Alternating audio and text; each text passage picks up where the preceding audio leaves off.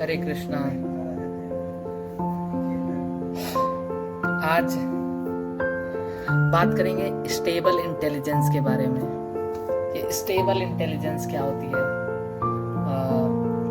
भगवत गीता के दूसरे अध्याय के 13वें श्लोक में भगवान कहते हैं कि जो व्यक्ति बेसिकली शरीर मतलब हमारा शरीर है, बूढ़ा होता है, जवान होता है, फिर एक समय बच्चा रहता है, फिर जवान, फिर बूढ़ा, उसके बाद और दूसरा एनालॉजी भगवान देते हैं कि जो सुख दुख, लाभ हानि, जय पराजय, इन सभी में स्टेबल रहता है। मतलब न उसे सुख आए तो वो बड़ा उछलता नहीं है, और न दुख आए तो वो रोता नहीं है ज़्यादा। मतलब हाँ, ये है थोड़ा सा परेशान करता है, बट उसमें भी वो स्टेबल रहने की कोशिश करता है। बिकॉज क्या है कि और देखा जाए तो जब हमारे मतलब हमारा शरीर बदलता है तो उससे भी जो कष्ट आता है उसमें भी वो धीर रहता है। धीर मतलब स्टेबल रहता है, उसे बाहर की चीज़ों से फर्क नहीं पड़ता।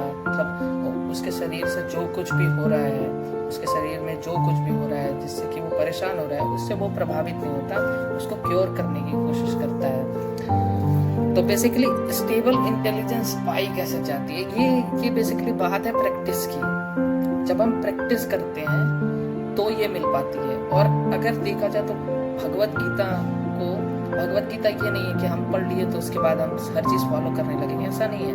हमें उसको प्रैक्टिस में धीरे धीरे लाना पड़ेगा। जब हम धीरे धीरे प्रैक्टिस में लाएंगे तब पता चलेगा। कई बार होगा कि हम बहुत ज़्यादा डिप्रेस हो जाएंगे, बट यही तो बात है कि हमें प्रैक्टिस करते रहना है।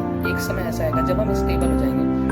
और स्टेबल इंटेलिजेंस पाने का एक और तरीका है कि हमें मेडिटेशन करना चाहिए।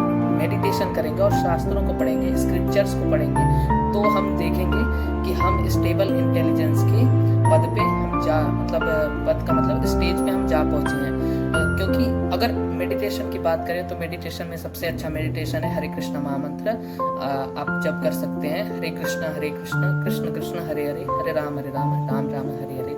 ये एक ऐसा महामंत्र है, कलयुग का युग धर्म है। युग धर्म का मतलब होता है कलयुग में सबसे ज्यादा रिकमेंडेड यही मंत्र है। जब हम इसको जप करते हैं तो हमारा मन शांत होता है।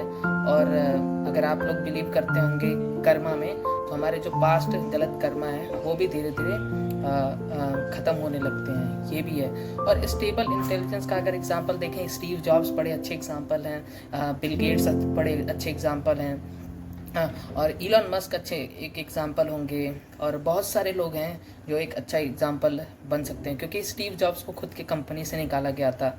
वो देखा जाए तो वो बहुत ज़्यादा डिप्रेस उस समय हुए थे, बट उस समय उन्होंने अपनी स्टेबिलिटी को बनाए रखा। उन्होंने केवल एक चीज़ पे फोकस किया, और वो ये था कि इन सब चीज़ से मेरे पैशन में कभी कमी नहीं आई है। हाँ, मुझे निकाल दिया गया है, बट मेरे पैशन में कभी कमी नहीं आई है। और बाद में उन्होंने फिर से बाउंस बैक किया और नेक्स्ट कंप्यूटर स्टार्ट किया। फिर उन्होंने पिक्सार को एक्वायर किया, और पिक्सार को डिज्नी के साथ मिलके, पिक्सार और डिज्नी इन दोनों लोग साथ मिलके उन्होंने टॉय स्टोरी बनाई, जो उस समय की दुनिया की सबसे बेस्ट मूवी थी। तो ये है स्टेबल इंटेलिजेंस का सबसे अच्छा एग्जाम्पल स्टीव जॉब्स को देखा जाए तो।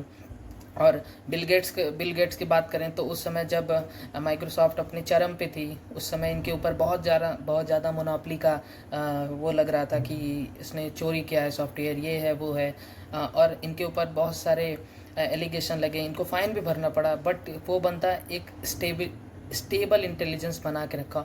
और बिल गेट्स तो कहते हैं मुझे गाली देने की बहुत ज़्यादा आदत थी, गाली देने की बहुत ज़्यादा आदत थी।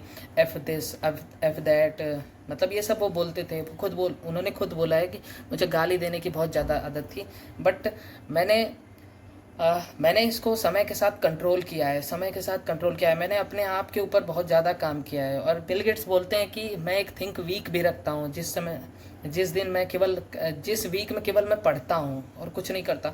और देखा जाए तो ऐसा ही होता है, क्योंकि किताबों का काम है और टीचर्स का काम है हमारे दिमाग को जिंदा करना, और एक जिंदा दिमाग ही स्टेबल इंटेलिजेंस को पा सकता है। बट दुर्भाग्यवश ऐसे टीचर मिलते नहीं हैं कि जिससे हमारा दिमाग ज़िंदा हो। हमें खुद पढ़ना होता है, हमें लोगों को देखना होता है इस तरह, जैसे कि वो अगर वो कर सकते हैं तो हम भी कर सकते हैं। तो अगर इस तरह से हम देखेंगे और इस तरह से पढ़ेंगे तो हम जो देख सकते हैं हम भी वो स्टेबल इंटेलिजेंस के लेवल पे पहुंच सकते हैं। और स्टेबल इंटेलिजेंस इसलिए भी ज़रूरी है क्योंकि जो लोग बहुत ज़्यादा एम्बिशियस होते हैं ना, उन लोग के जीवन में कभी भी सीधे लाइन नहीं होती, बहुत ऊपर और नीचे लाइन होती है। और ऊपर नीचे लाइन होती है तो उस समय अपने आप को शांत बनाए रखना वो सबसे बड़ी चीज़ होती है। और देखा जाए तो अमेज़ॉन के साथ भी ऐसा था, जिस समय .com बस्ट हुआ था उस समय क्या था, उस समय अमेज़ॉन बैंकरप्ट होने वाली थी। और लेकिन फिर भी उस समय स्टेबिलिटी के साथ स्टीव जॉब्स बने रहे और आज इतिहास है अमेज़ॉन। एप्पल, गूगल और माइक्रोसॉफ्ट के बाद अगर कोई कंपनी है पृथ्वी पे तो सबसे और तो अमेज़ॉन ही है। तो ये सब देखा जाए तो बहुत अच्छे एग्जाम्पल हैं स्टेबल इंटेलिजेंस के। और अगर ये स्टेबल इंटेलिजेंस हम तभी पा सकते हैं, इसके 2-3 तरीके हैं। मैं आपको पहला बता दूं तो मेडिटेशन अगर आप करें।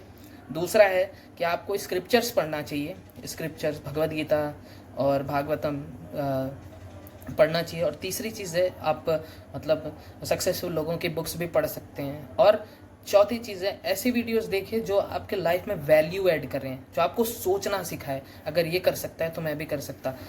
आजकल बहुत लोगों में ये अभाव है कि अरे उसने कर लिया, उसका भाग्य था। बट आई थिंक भाग्य नहीं होता, उसने मेहनत भी की होती है। तो अरे ये सब चीज़ें हैं और ये पाना बहुत ज़रूरी है। तो थैंक यू। हरे कृष्णा।